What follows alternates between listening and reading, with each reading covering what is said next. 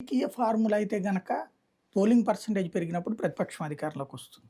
ఆ! అది గతంలో జరిగినటువంటి ఫార్ములాల్ని బేస్ చేసుకుని చెప్తారు. అది సుదీర్ఘకాలం పాటు అట్లా జరిగింది. హ్మ్. 1947 నుంచి దాదాపుగా 90లు 99, 95, 99 అట్లాగే జరిగినాయి. హ్మ్. అయితే ఆ తర్వాత కాలంలో సీన్ మారింది. హ్మ్. 2004, 2009, 2018, 2019 ఇట్లా చూసుకున్నప్పుడు అటు ఇటు అవుతున్నాయి. హ్మ్. అందులో దేశంలోని ఒక్కొక్క రాష్ట్రంలో అక్కడున్న పరిస్థితులు కూడా మారిపోతూ వచ్చినాయి. అవును. ఫర్ ఎగ్జాంపుల్ 99లో హ్మ్. పోలింగ్ పర్సంటేజ్ పెరిగింది. అధికారం మళ్ళీ కంటిన్యూ అయింది చంద్రబాబుకి. హ్మ్.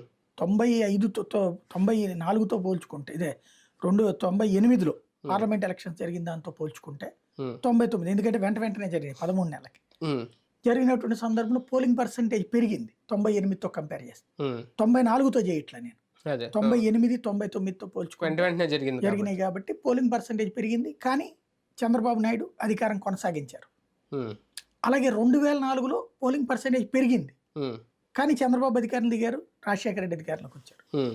2004 నుంచి 2009లో పోలింగ్ పర్సంటేజ్ పెరిగింది. హ్మ్. అధికారంలో కంటిన్యూ అయ్యారు రాజశేఖర రెడ్డి. హ్మ్. దానికి కారణం ఏంటంటే చిరంజీవి ప్రజారాజ్యం పార్టీ పెట్టడం అంటారు. అవును. అవును. అది ఇద్దరికి దెబ్బతీస్తుంది కదా. ఒకళ్ళోటే తీసుకుంటాడు ఆయన హ్మ్. కాదు కదా. అవును. కాంగ్రెస్ ఓట్లు తీసుకుంటాడు, తెలుగుదేశం ఓట్లు తీసుకుంటాడు. ఇప్పుడు ఫర్ ఎగ్జాంపుల్